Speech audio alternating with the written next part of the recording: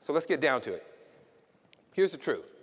The truth is that we are in the middle of a brand marketing crisis. Think about it. For many established brands, what are we seeing? We see a loss of core consumers. We're seeing less and less brand loyalty.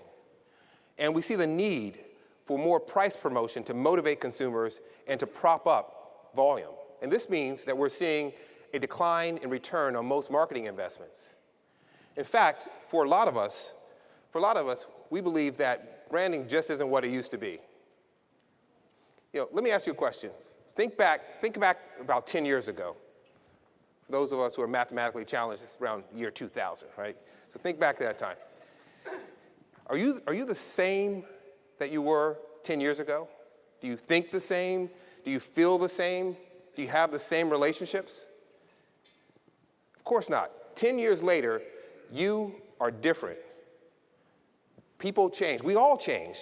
In fact, if you really think about brand marketing, you have to ask yourself this question. Has it really changed? In a fundamental way, has brand marketing really changed? I think that's the crisis. Consumers' lives and needs and values have evolved, but brand marketing has essentially stayed the same. And the problem is that the prevailing brand marketing model is not synced up with today's consumers, with how they're living, and with whom they aspire to be. So here we are. The current brand marketing model is failing in its most basic mission of adding value to consumers' lives. Here's what I propose. We need to do three things. We need to rethink, redesign, and rebuild. First, we must rethink the fundamentals of brand marketing and establish a new vision for the role of brands in people's lives. Let me tell you a quick story. It was 1988. I was attending Harvard Law School, and I had the good fortune of working on a case, as I was a summer associate in a law firm, and I was working on a case that involved the video game Tetris. It had been created by a Russian scientist, and the Copyright Control Office of the Soviet Union had licensed the game on an exclusive basis to both Nintendo and Atari. So both Nintendo and Atari thought they had the exclusive right to distribute the game. So, beautiful situation. And so off to the Soviet Union we go. And this was a fascinating time in 1988 because it was a time of perestroika where communism was relaxing to democratic ideas. So when I landed in the Soviet Union, I really wanted to know what the Russian citizens thought of their newfound freedom. And there was a consistent answer. Can you imagine what it was? Levi's jeans. Levi's jeans. From the cab driver to the bartender to the floor monitor in the hotel, they all wanted Levi's jeans. And I know it sounds trite and superficial, but they didn't want Levi's because of the quality of the jeans. They wanted Levi's because they found value in what the brand represented. For them, Levi's represented the free spirit of the cowboy, American lifestyle, democracy. It was a way of expressing their new identity. For them, Levi's had identity value. In fact, think about the dramatic evolution of brand value over time. What we really have seen is a move from transactional value to identity value. Brands started off by making transactions easier, consistent quality and consistent price. And this is still important, but now consumers demand more.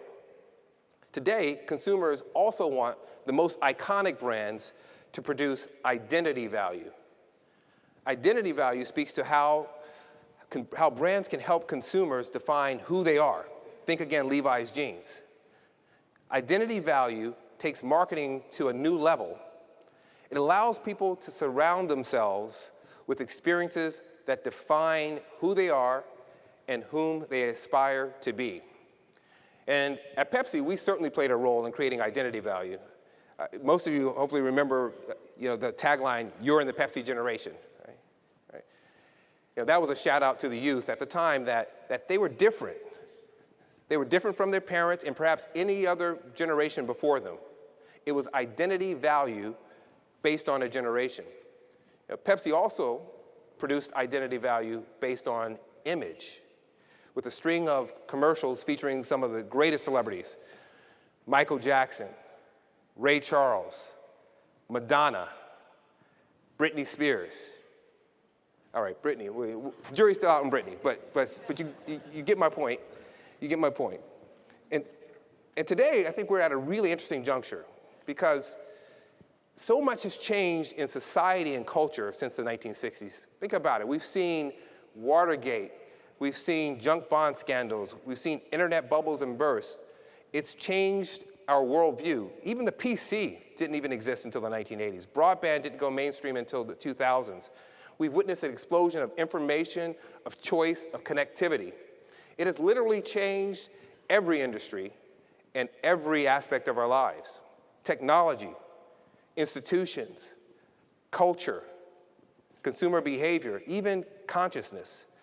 Everything around us has evolved, and it's evolved at an accelerating rate. And as in any evolution, the past is not erased, it's built upon. Transactional value, still important. Generations and image, still important. But new needs are evolving and emerging.